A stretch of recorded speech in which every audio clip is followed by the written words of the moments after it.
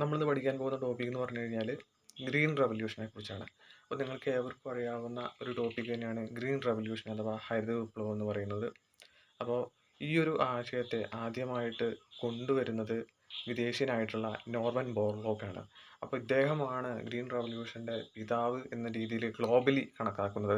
അപ്പോൾ ഇദ്ദേഹം എന്ത് ചെയ്തു എന്ന് വെച്ച് കഴിഞ്ഞാൽ കാർഷിക രംഗത്ത് ഉൽപാദനം കുറഞ്ഞു നിന്ന ഒരു അവസ്ഥയെ കൂടുതൽ ഉൽപാദനപരമായിട്ടുള്ള ക്ഷമതയിലേക്ക് കൊണ്ടുചെന്നെത്തിക്കുവാനായിട്ട് ഇദ്ദേഹത്തിൻ്റെ ആശയങ്ങൾക്ക് സാധിച്ചു എന്നുള്ളതാണ് നമ്മൾ ആദ്യമേ മനസ്സിലാക്കേണ്ട ഒരു കാര്യം.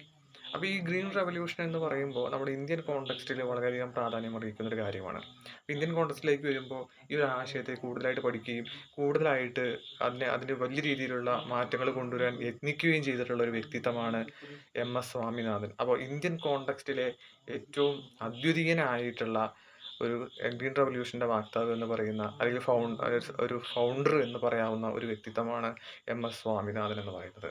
അപ്പോൾ നമുക്ക് ഈ ഒരു ഗ്രീൻ റവല്യൂഷൻ എന്നുള്ള ആശയം ഇന്ത്യയിൽ നമ്മൾ കണ്ടുവരുന്നതെന്ന് വെച്ച് കഴിഞ്ഞാൽ 1961-66 കാലഘട്ടത്തിൽ കൃത്യമായി പറയുകയാണെങ്കിൽ അത് ഒരു മൂന്നാം പഞ്ചവത്സര പദ്ധതി സമയത്താണെന്നുള്ള കാര്യം ഓർത്തു വയ്ക്കുക. അപ്പോൾ PSC പരീക്ഷകളിലൊക്കെ തുടർച്ചയായിട്ട് മറ്റുള്ള പരീക്ഷകളിലൊക്കെ തുടർച്ചയായിട്ട് ചോദിക്കുന്ന ഒരു ചോദ്യമാണ് ഈ ഗ്രീൻ റവല്യൂഷൻ എന്നുള്ള ഈ ഒരു പദ്ധതി ഏത് പഞ്ചവത്സര പദ്ധതി സമയത്താണ് കൊണ്ടുവന്നത് എന്നുള്ളത്. അപ്പോൾ ഓർക്കുക, മൂന്നാം പഞ്ചവത്സര പദ്ധതിയാണ്. അത് 1961 ടു 1966 കാലഘട്ടത്തിലാണെന്നുള്ള കാര്യം മനസ്സിലാക്കുക.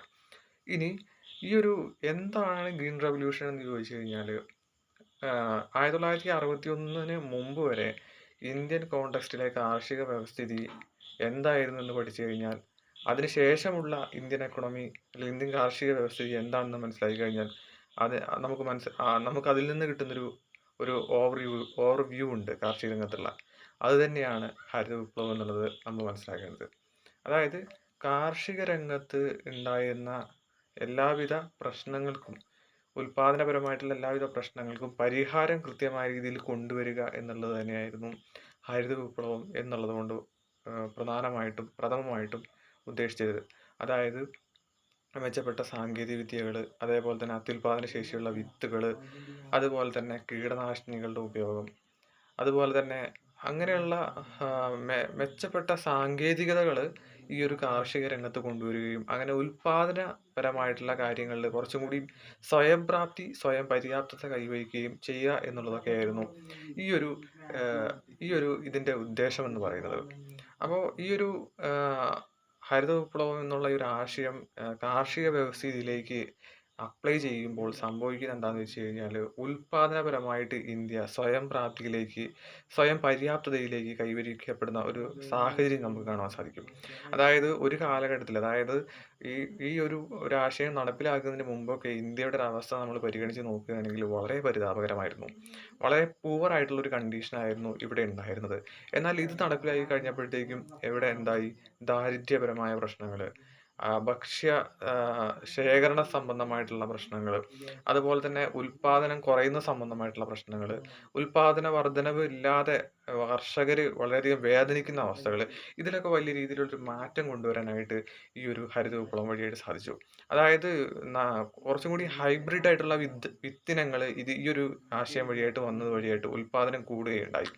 അതുപോലെ തന്നെ ഇതിന്റെ ഭാഗമായിട്ട് വന്ന കീടനാശിനികൾ വഴിയായിട്ട് കുറേയധികം കീടങ്ങളെ ഒഴിവാക്കി അങ്ങനെ അവിടെയും ഉൽപാദനം വർദ്ധിപ്പിക്കുവാനായിട്ടുള്ളൊരു മെച്ചപ്പെട്ടൊരു അവസ്ഥയുണ്ടായി. അതുപോലെ തന്നെ ഭാവിയിൽ എന്തെങ്കിലും അനിശ്ചിതത്വം വരികയാണെങ്കിൽ ഭക്ഷ്യവസ്തുക്കൾ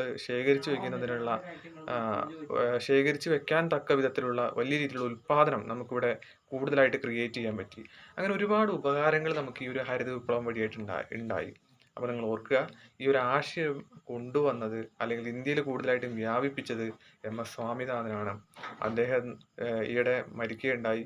അപ്പോൾ നമ്മൾ എന്താ പറയുക, അദ്ദേഹത്തിൻ്റെ ഈ ഒരു കോൺട്രിബ്യൂഷന് വളരെ വലുതാണ്.